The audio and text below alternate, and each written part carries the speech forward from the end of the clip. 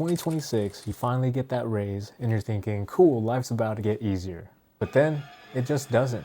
Your paycheck goes up and somehow you still feel broke. Now, I've seen people making over $100,000 still stressed out, still tight on money every month and still asking, where's my money? Where's it all going? And here's the thing, most people think that the raise disappears on just one big purchase. But actually, most of the time, that's not the case.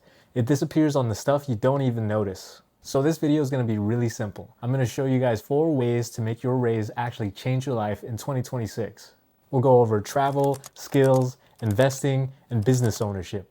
There's going to be no guilt tripping in this video. I'm not going to guilt trip you today. I'm not going to go on some tangent or rant that you shouldn't be buying Starbucks X amount of times a week or you shouldn't be treating yourself at all. No, just what we're going to cover here today, guys, is just create a plan that makes that raise show up in your life. And look, I get it. I'm not judging you for buying nice things, but modern life will happily take every dollar you make if you let it. What we're going to do is we're going to break that cycle and give your raise a plan. Here's what actually happens in real life. So you finally get the raise, you finally get a chance to relax, exhale, and you start giving yourself permission to start spending. And you start saying stuff like, all right, I can finally upgrade a little bit. And again, that's normal, that's human, I do that sometimes. So what do? You might start looking at a nicer car than the one you have now, or you start thinking maybe it's time to get a better place. Or you just notice that your spending gets a lot looser without you trying to make it looser. It means you're ordering more delivery, more eating out, more little purchases that feel a little bit harmless to you. Because nowadays, everything's so convenient, everything's saved on your phone, the spending doesn't feel like spending at all. It just feels like constant tapping. And the reason this feels extra brutal in 2026 is because the baseline cost of life is still high and prices don't really go back to normal. When inflation cools off, you still keep that higher baseline and everything costs more than it did 2 years ago. And then now your raise shows up in a world where housing, insurance, groceries, and car costs are already feeling heavy altogether. On top of that, people don't feel safe at work right now. There's a lot of layoffs happening right now. The hiring feels slow, and a lot of the work right now is getting offshored to different countries, contracted overseas. So even when your income goes up, your brain still feels like, yeah, but what if it just all goes away and disappears?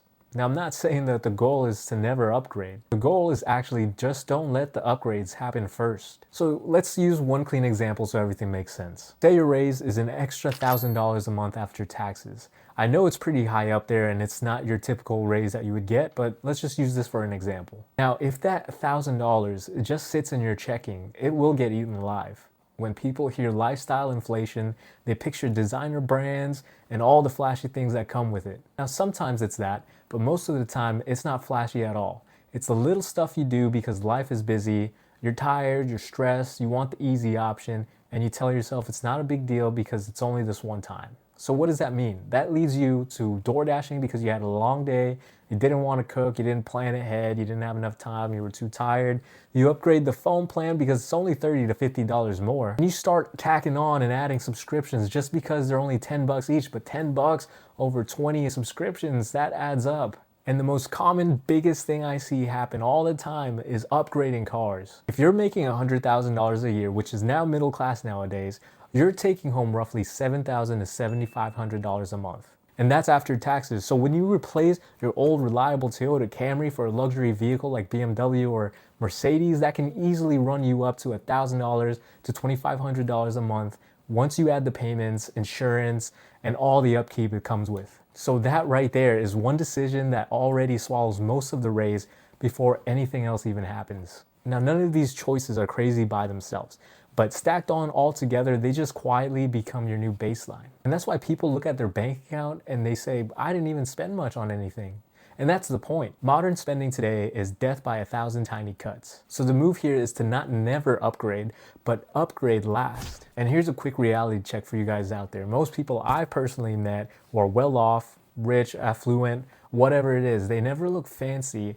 They always treat money like a tool and they spend it with intention. You're not out there going to Starbucks, getting a coffee with a full-on suit or a full-on tie. You're not always wearing something flashy and looking to show off to random strangers everywhere. Instead, they use that money with true intention and precision into something that will make them more money in the long run. You're gonna have to break the habit of immediately feeding that inner voice that wants all the nice stuff. Instead, start thinking, how do I make this money go farther for me? Now, I'm not gonna go deep on everything today or go off on a rant on how you should switch that mindset over. Right now, I'm just gonna show you guys a few places you can put that raise to good use, and then you can make your upgrades last. And there's gonna be a lot of details and nuances for the things that we're gonna talk about today. It's gonna be covered in a different video. This is just a baseline of what you should do with your raise once you get it. So let's start this off with a new rule here, okay? Your new rule is your raise gets split the day you get paid. Then you live off whatever is left. This way, it doesn't require any motivation. It just gives you some direction on how to move forward. So let's start picking jobs for your raise to do,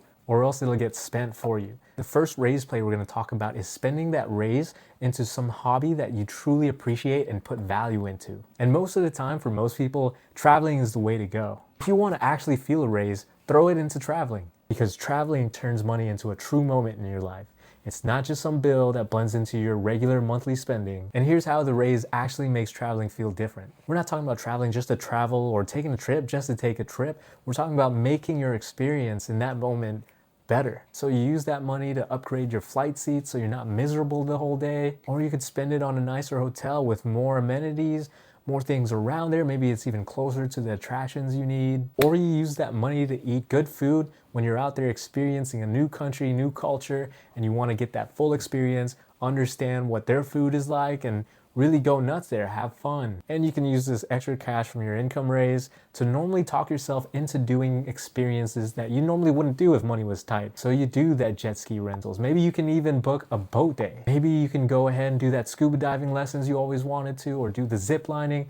All those extra experiences that make the trip feel like you actually lived. And that's the kind of spending where you can actually acknowledge and say, my raise did that. So if your raise is $1,000 a month, you don't have to spend it all. Just carve out $200 to $400 a month to build a travel fund, and you'll feel it this year. Now, raise play number 2. This one is gonna make the raise pay you back. What you're gonna do here is invest in yourself, because that is never a bad investment. You're gonna invest in yourself to build some skill that can change your income for years to come. So what that looks like is, if you're an accountant and you want to move forward in fintech, skills are the bridge for that. You'd be shocked at how much more valuable you become when you learn a little bit extra skills like coding, maybe even a little Python. Not just that, but pursuing your CPA opens up so many doors for you and gives you that leverage that no one else has. Now, the skills that you invest in don't necessarily have to be corporate skills. There are a ton more other things like woodworking, getting into 3D printing, learning how to video edit, photography, real estate, or learning how to design websites.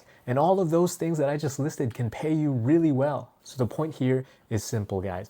A monthly raise can disappear just like that, but a skill can turn into a second engine or a second stream of income. Now, raise play number 3, we're talking about investing here. Investing is the cleanest long-term play no matter how you look at it. We're not talking about trading, we're not talking about gambling.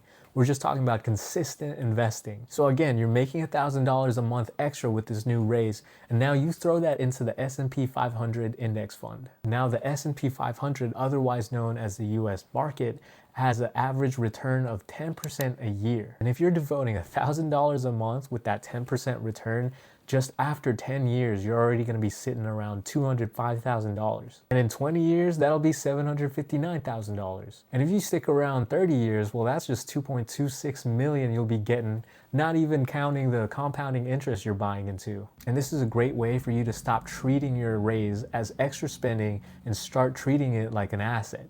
Even if you don't do the full $1,000 a month, the concept is still the same. Time plus consistency is the whole game here in investing. Now let's talk about the very last raise play number 4, and that is business ownership. Now, a normal raise is usually a few percent a year, so that's about anywhere from $100 to $400 extra in your paycheck a month. So if you make $100,000 a year, you just get a few percent raise a year. It helps, but it's definitely capped. Now, business profit is very different year to year because it's got more room to scale. And even a small business can beat a normal raise fast. Let's say you buy or you start something and it nets you $500 a week. That's about $2,000 a month or $24,000 a year. Now combine that with your $100,000 salary, that's basically like giving yourself a $24,000 extra raise without begging your boss for it. And eventually when you start growing, you start scaling, and you grow it to $1,000 a week, now you're making an extra $52,000 a year. And that's life-changing. And this concept sold me on the idea of it so much so that I've left my salary job so I can operate a business that was averaging $30,000 a month, which is $360,000 a year, guys. So you compare that to a $100,000 salary, that's literally 3.6 times the income, and that's about a 260% increase. Is it ever guaranteed? No, but there's always work to be done, and the upside is uncapped. The point of this business ownership is that the profits are never limited like the way your salary is, going on for 10 years commitment, 20 years, and then eventually you retire with the company that's just giving you little bits and pieces of a raise. And as we close out all those raise plays we just mentioned, then and only then you can finally do your upgrades last. Remember, it is always okay to splurge yourself once in a while, but not all the time. And for some of you who come from the background where you didn't have much growing up, you had to scrimp for most of your life, so then you tell yourself, I deserve this upgrade. I deserve these nice fancy things. And I get it, I came from the same thing. But the upgrades only give you a brief satisfaction. Spending your raise on the nice things in life is just a fleeting brief moment of joy. But choosing any one of these 4 raise plays we just went over and talked about will set you up for wealth over time and the success that you've been looking for your whole life. So here's the whole message. If you remember one thing, just remember this: if you don't give your raise a purpose, it's going to get absorbed into your new normal. So pick 1 or 2 raise plays that match your season right now, your goals. It could be traveling, skills building, investing, or business ownership. These are the best raise plays to take in the modern finance of 2026. So tell me in the comments, if you got a raise tomorrow, where would you spend it in one of these categories? And if you guys liked the video, please like and subscribe to help me put out more content for you.